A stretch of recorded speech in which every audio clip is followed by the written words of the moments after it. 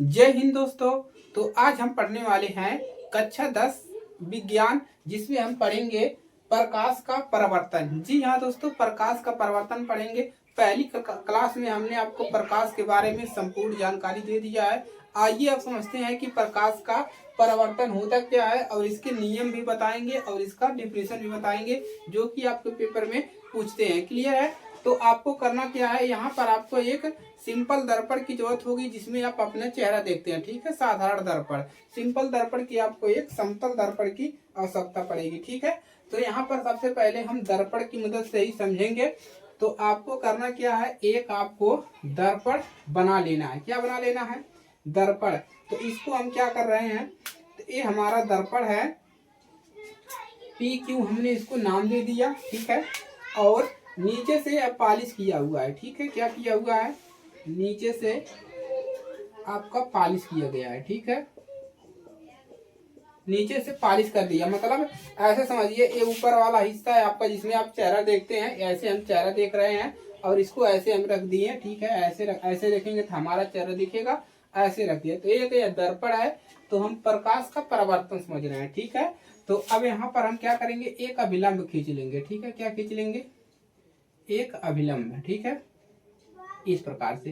तो इसका क्या नाम है? इसका नाम है अभिलंब। अभिलंब। ठीक है, तो इसका नाम अभिलंब होता है। ठीक है, और ये हमारा क्या है? दर्पण है। दर्पण क्या है? हमारा दर्पण। दर्पण मतलब क्या होता है कि हमारा यह शीशा है। ठीक है, यह दर्पण है। तो अभिलंब हो गया। अब देखिए, अब करना क्या है, इस पर हमको देखिए दोस्तों, प्रकाश भेजना है। क्या भेजना है? प्रकाश भेजना है। तो प्रकाश कैसे? इस शीशे पे हमको प्रकाश टकरवाना है। क्लियर है? तो हम पढ़ क्या रहे हैं, प्रकाश का परावर्तन। और परावर्तन का मतलब क्या होता है? वापस आना। वापस आना। ठीक है, आना। कहाँ पर आना? अपने ही तरफ वापस आना। यहाँ पर दो माध्यम बन गया, एक ऊपर वाला हिस्सा, ये ऊपर वाला हिस्सा हो गया, और ये नीचे वाला हिस्सा। अब हम क्या करेंगे, यहाँ से हम प्रकाश का परावर्तन, ऐसे हम यहाँ पर क्या कर रहे हैं, प्रकाश ले जा रहे हैं। ठीक है, ये क्या है? प्रकाश किरण। प्रकाश किरण। ठीक है, तो ये प्रकाश किरण है। तो इस प्रकाश किरण है, जितने डिग्री से यह टकराएगा, देखिए यहाँ पर कितने डिग्री का बन रहा है, 90 डिग्री का कोण बन रहा है ना। तो अगर यह 45 डिग्री से आ रहा है, जैसे यहाँ पर हमने कहा कि अगर यह 45 डिग्री पर आ रहा है, तो इधर भी कितने डिग्री पर जाएगा? इधर भी आपका जो प्रकाश किरण टकरा कर जाएगा, तो इधर भी ये 45 डिग्री पर ही जाएगा।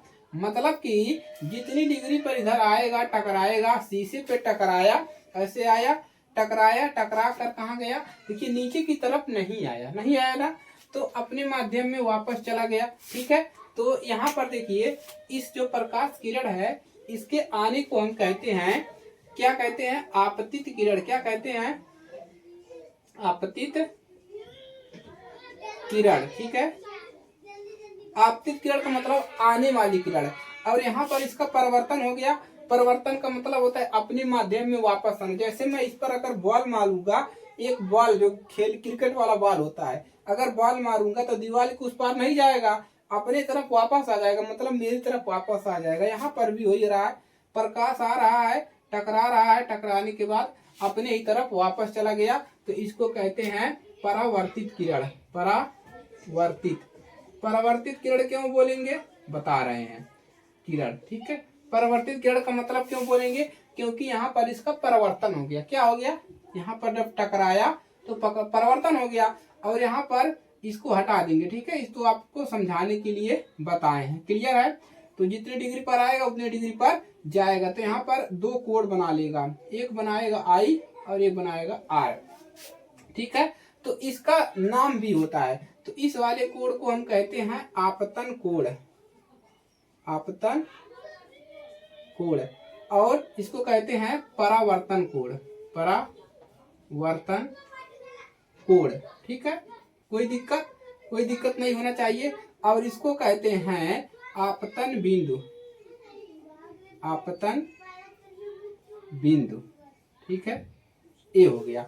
तो इतनी सारी चीजें आपको यहाँ से चित्र में बना लेनी है। तो एकदम सिंपल है ना, एक शीशा लिए, इस पर प्रकाश टकराया और अपने तरफ वापस आ गया। इसी को कहते हैं प्रकाश का परावर्तन।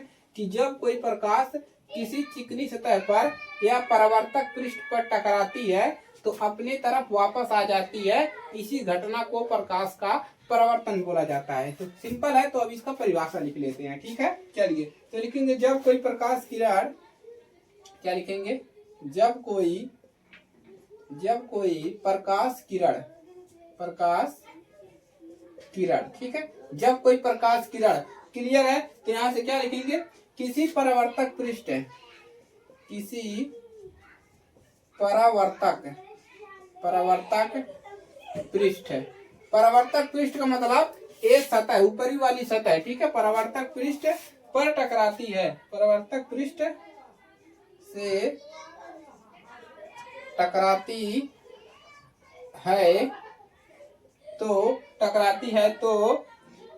है और लिख लीजिए, टकराती है और टकराने के बाद अपने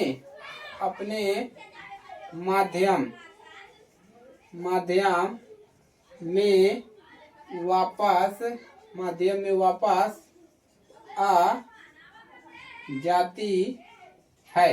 देखिए क्या कह रहा है कि जब कोई प्रकाश किरण किसी परावर्तक पृष्ठ से टकराता है, मतलब ये परावर्तक पृष्ठ ऊपरी वाली सतह है जो चमकदार है, ठीक है, टकराता है तो, और टकराने के बाद अपने माध्यम मतलब होता है अपने तरफ इधर से आ रहा है, इधर वापस आ रहा है, नीचे नहीं जा रहा है, अपने तरफ वापस आ जाती है। तो इसे क्या कहते हैं, इसे प्रकाश का, या लिख लीजिए इस घटना को, लिखिए इस घटना को प्रकाश का परावर्तन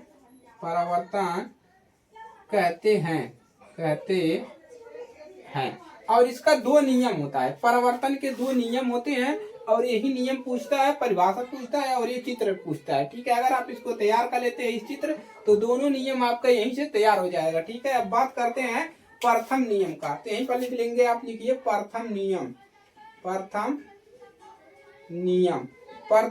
क्या है, लिखिए प्रथम नियम ये है, लिखिए आपतित किरण है ना, लिखिए आपतित किरण लिख लीजिए। ठीक है, तो आपतित किरण, ठीक है, आपतित किरण और परावर्तित किरण, परावर्तित किरण, आपतित किरण, परावर्तित किरण और ये अभिलंब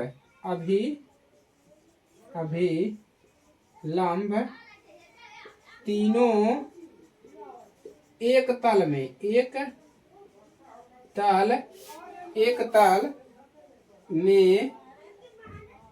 होते हैं। क्या लिखे हो, प्रथम नियम क्या है, आपतित किरण, परावर्तित किरण और अभिलंब, ये तीनों एक ही क्या होते, एक ही तल में होते हैं। तो ये हो गया आपका प्रथम नियम।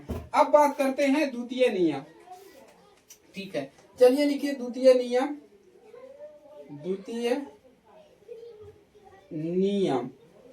नियम क्या होता है, देखिए द्वितीय नियम लिख लीजिए, आपतन कोण, लिखिए आपतन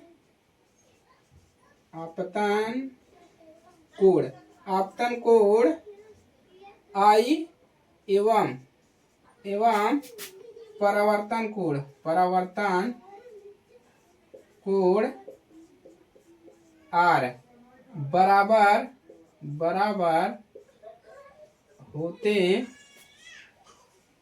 बराबर होते हैं। हमने आपको क्या बताया कि अगर ये 45 डिग्री पे आ रहा है तो इधर भी 45 डिग्री से ही प्रकाश किरण जाएगा। अगर यहाँ पर 30 डिग्री पे आ रहा है तो इधर भी 30 डिग्री पर जाएगा। मतलब दोनों कोण जो होगा वो बराबर होगा। मतलब आपतन कोण, इसका नाम आपतन कोण है और इधर वाले का परावर्तन कोण। तो आपतन कोण परावर्तन कोण के बराबर होता है। ये हो गया आपका दूसरा नियम। इसको आप ऐसे भी लिख सकते हो, कोण आई बराबर कोण आर। तो ये हो गया आपका दूसरा नियम। ठीक है, कोण आई बराबर कोण आर। तो पहला नियम क्या है, आपतित किरण आपतित किरण और परावर्तित किरण और अभिलंब, ये तीनों एक ही तल में होते हैं, ये तीनों एक तल में होते हैं। ये हो गया आपका प्रथम नियम और ये वाला हो गया आपका दूसरा नियम, मतलब I बराबर R। यहाँ से आपकी सारी चीजें क्लियर हो गई होंगी। क्लियर है तो इसको तैयार कर लीजिएगा, दोस्तों के पास शेयर कर लीजिएगा। चैनल पर अगर आप हमारे नए हैं तो चैनल को सब्सक्राइब कर लीजिए, क्योंकि क्लासेस आपके स्टार्ट हो गई है। आज है आपका 2 अप्रैल 2026, 1 अप्रैल से क्लासेस चलाई जा रही है, तो डेली आपको क्लासेस साइंस की मिलती रहेगी। तो आज के लिए सिर्फ इतना ही। अगर ये क्लास आपको पसंद आए तो वीडियो को लाइक कीजिएगा, वीडियो को हाइप करिएगा और दोस्तों के पास शेयर कीजिएगा। ठीक है, मिलते हैं अगली क्लास में इसके नए टॉपिक के साथ। तब तक के लिए जय हिंद, वंदे मातरम।